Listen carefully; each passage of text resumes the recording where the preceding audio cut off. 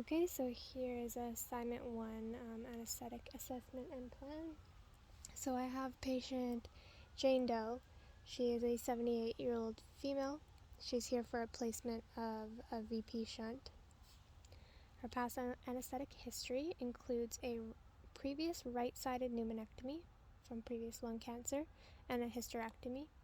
She doesn't have any problems with anesthesia from those surgeries and no family history of MH or any other anesthetic issues. Doing her history and physical, her airway is a Mallampati class 2 with adequate neck movement. She does have dentures on top and bottom, which are removed.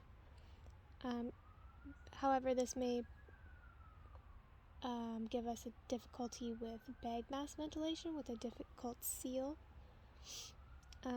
Otherwise, it looks like she will be an easy intubation. Her RESP assessment, she does have that lung cancer history, so she's had the right-sided pneumonectomy 30 years ago.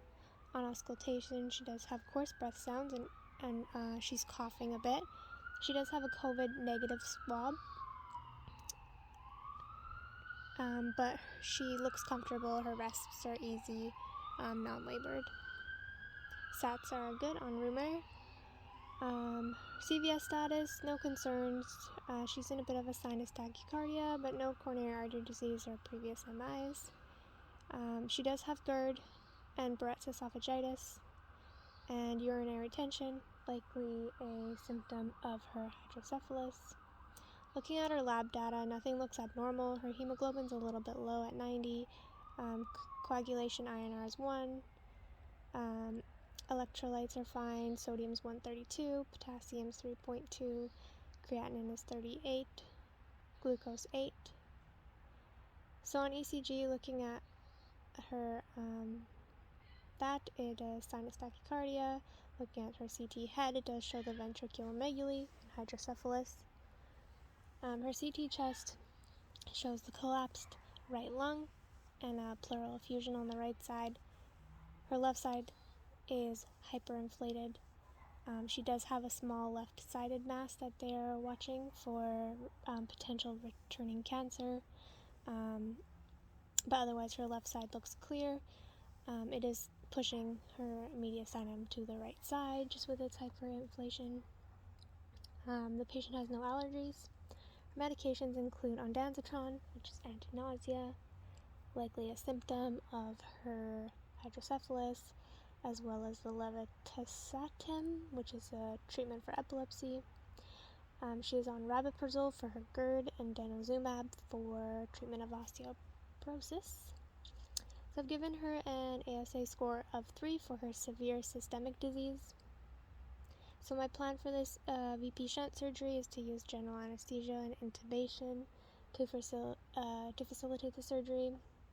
The considerations I have for this patient and this surgery include her right-sided pneumonectomy, so I do have to consider my airway pressures and use smaller volumes when ventilating. I also will want to prevent hypoventilation and increasing her CO2s, which will in turn increase her ICP. For monitoring, I will use standard monitoring just with the addition of an art line. This way I can monitor her blood pressure closely and her volume status, and this will also kind of give me an idea of her ICP, blood loss. And then my other consideration is her advanced age. She may have delayed emergence and recovery. I might consider using remifentanil in this case as it has a quick offset. As well as she also has increased risk of hypothermia, so I'll be using forced air warmers and warm fluids. Another consideration for the surgery, she'll be in the supine position with her head turned, so it might cause some strain on her neck. She does have good neck mobility. I'll just make sure that I have the appropriate pillows and cushions to prevent any nerve damage or pressure sores. So I will provide anesthetic maintenance with sevoflurane. I'll use a remifentanil infusion, and I'll use rocuronium for muscle relaxation relaxation as needed. And then I'll just want to make sure that I can do a post-operative neuro assessment, and using this remifentanil infusion will hopefully let her wake up quickly and clear. And that's all.